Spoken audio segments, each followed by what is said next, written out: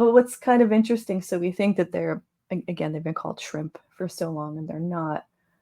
So they all belong to one big class called Malacostraca. And then the mantis shrimp, so they broke off from the decapods. The decapods is a very big group.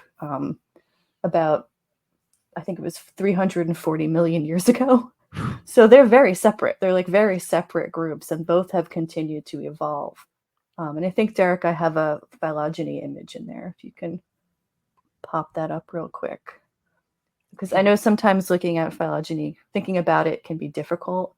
So you can see the mantis shrimp. I'm pointing on my screen, but you guys can't actually see that. But you can see decapods up top. There's a little grouping. And then there's Stomatopoda, and how they've differentiated. Look at the branching that happens towards the bottom. So that just means we have a lot of space between these two groups.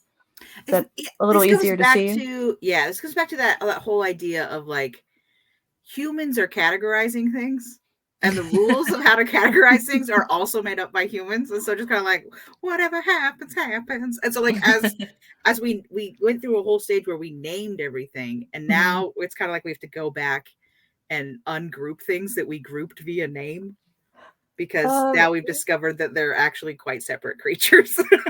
Oh no, we did a bad job. Yeah. Sometimes, yeah. We organized this wrong. But I mean, these images, they're showing the little artworks are the larval form, and you can see how close they look. Yeah, I don't blame them.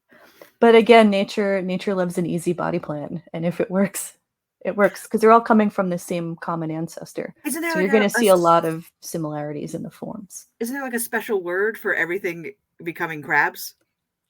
Carcinization. Carcinization, yeah. Because it's like the superior body plan, so eventually everything just becomes crabs. It just works. Yeah. Hard on the outside, gooey on the inside. Well, the idea is that like the carcinization, like, you know, it became a meme because it's like we're all going to become crabs, but it's like that body plan only really works for crabs. Like it's kind of like specific to like the internal anatomy, like the organs and like how their breathing works and stuff. Like I recently saw a crab like deshelling on an internet, video that went viral. Like a hermit crab? No, like a regular hard shell crab was like leaving his old shell to reharden. Like molting. Yes, molting. That's the word I'm looking for. No thank you. No thanks. That's gonna be a no thanks from me.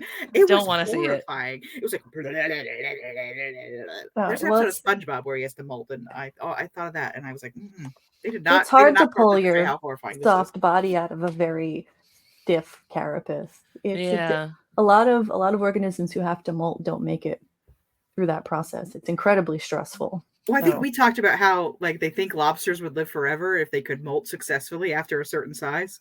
They like don't break down the way humans do. I don't think they would live forever, but forever. Lobsters haven't reached immortality. You don't know. I used to have pet hermit crabs. And luckily they had the decency to molt under the sand. So they would like go under the sand. Proper little gentlemen. Yeah. That's what I'm saying. Like, get it together. We don't need to be showing the whole world that. It's also hide from predators. What are you doing?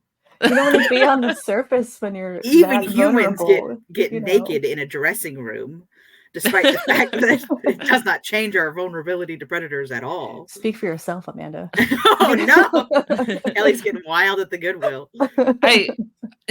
Just because we mentioned carcinization a minute ago, and I'm not going to waste a good analogy, because I came up with a good analogy for carcinization when I was doing a video on it like a long time ago.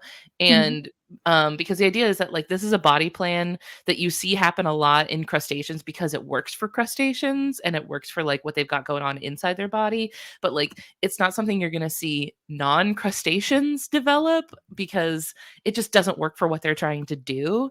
And the analogy I came up with was like, you think about how if you look back like 20, 30 years ago, every video game controller looked different. You had like the rectangle Nintendo one, you had, joysticks, and like every sort of video game console had like a unique easily identifiable controller. The shapes were different. Even like up into like the 90s or early 2000s, the controllers you look at one, like it's a Nintendo or it's an Xbox or, it's a PlayStation. They had like unique shapes and unique button layouts. They looked very different from each other. But over time, over the decades that they've been out, they've all converged around the same shape.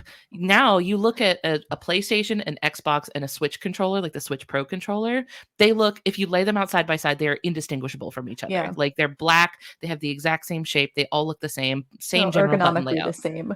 Yeah. Yes. So Yeah. like you see all the video game controllers with a similar shape because that's what works for a video game controller.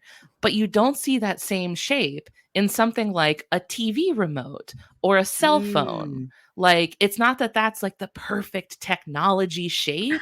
That's just what works well for a video game controller. That It's an same shape's excellent not going to analogy. work for like other technology. So yeah, like I have fun with the memes. I like the memes.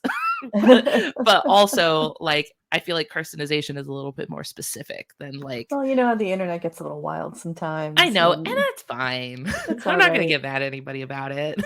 I mean, we did an episode a while back about the Sol de Janeiro body butter and the wolf spiders. Yeah, the spider body butter. And that's because the internet went crazy. And actually, it's my favorite body butter. Because of the spiders. I bought it for the episode, really, and tried it, and it's great.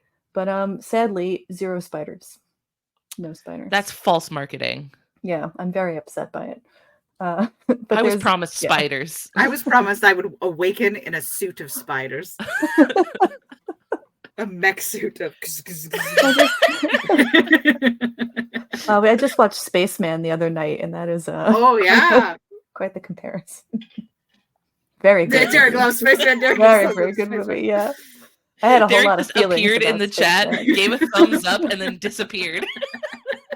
That's how you know it's good when he deigns to show himself briefly.